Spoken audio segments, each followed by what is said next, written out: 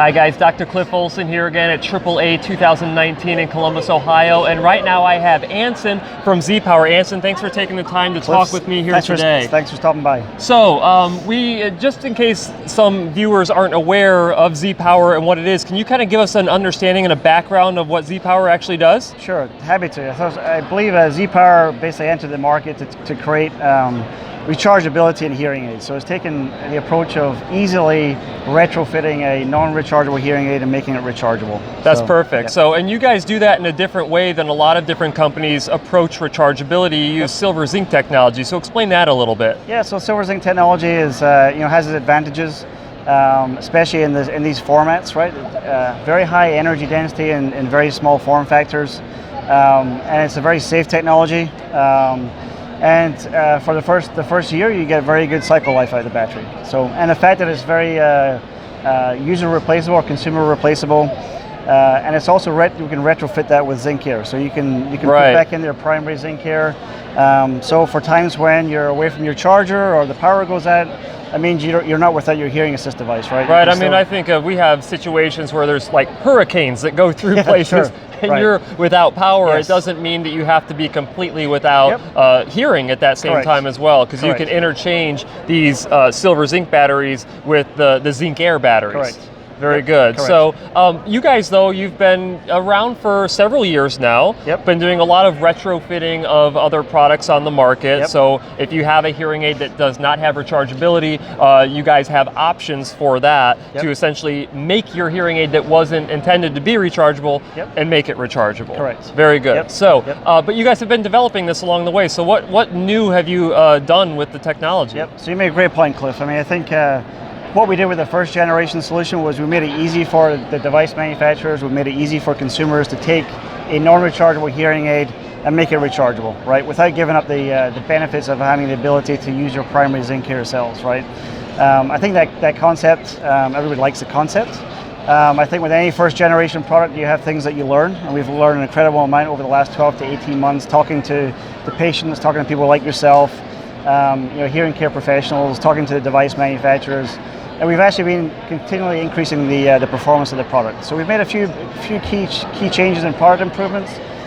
We've strengthened the battery door modules themselves to make them more robust in the end market. We've strengthened the contact springs within there that holds the battery in there, so you have better integrity and better circuits. And we've also applied some conformal coating, which just means we've covered the inside electronics with something that protects it from moisture, so the whole corrosion aspect. So we've started to roll those out over the last 12 to 18 months. We've made improvements to the cell, where we're getting more energy density in the same package sizes. And that's really what we've been doing here on an incremental basis. Right, so what's the feedback been so far with those new batteries? So I would say, anecdotally, we're seeing very good feedback from people saying there's improvements, right? Every time we come up with something new into the market, whether it's a cell level or device level improvement, the end user is seeing a benefit, right? Which means we're trending in the right direction. Right, I think any tech company, I mean, you're gonna have things that work well, you're gonna have things that work not so well, but the sign of a good company is one that can identify those things that are not working well and kind of pivot and then make adjustments to the actual product and actually improve it over time. Exactly. I mean, every company goes through this to some degree, and if you can't adapt, essentially you die, right? So it seems like you guys are adapting. We're in the first dip of the hype cycle, they call it, right? So I think we're collecting great, rich feedback from the market. The market still wants to work with us because I think we have a really, really cool concept and a really cool solution. But there's a better answer and there's a best answer that we're trying to get towards here, and it's going to be pretty soon. So. Now I know that the Bose has actually taken the sleep buds and they've embedded your battery inside of the sleep buds. And if you guys haven't seen that review of mine, I really love the sleep buds.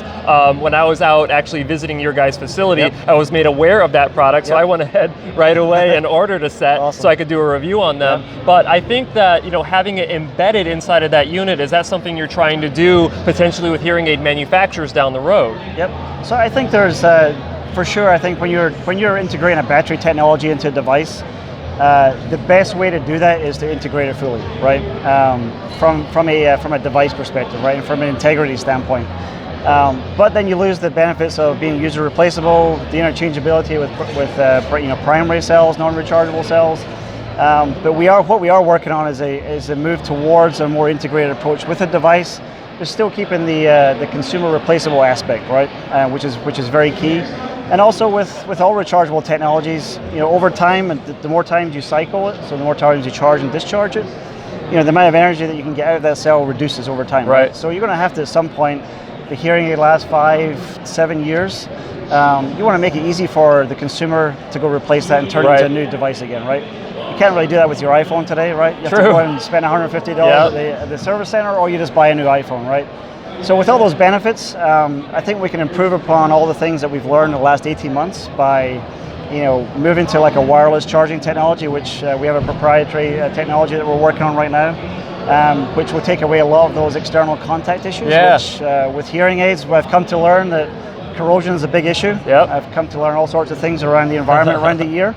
And those are just not a good thing to have. So if we can remove those and move to a wireless-based right, so you're talking technology, like inductive charging, right? So we're actually going to use an NFC-based technology that it's a proprietary technology we've developed, different from induction charging. It's a much lower power, so low heat generation, and we also pick up the benefit with NFC of communications. So NFC is a communications protocol, right? Which we're now using the benefit of that because it can actually transfer power, enough power for these micro battery applications. The fact that we have communications now is that when you have an app for your hearing aid, now you can get real-time information from the battery, right? Which is what you can't do with our current generation today. So that'll be another benefit for the end user to understand the state of charge, state of health of the battery. So it'd be a lot more intuitive for them to understand their manage their battery performance. Very good. Well, you guys have been cooking stuff up in a lab somewhere out there in California, but very nice work. I appreciate you taking the time with me here today, Anson. I'm sure this won't be the last time that we have a talk, right?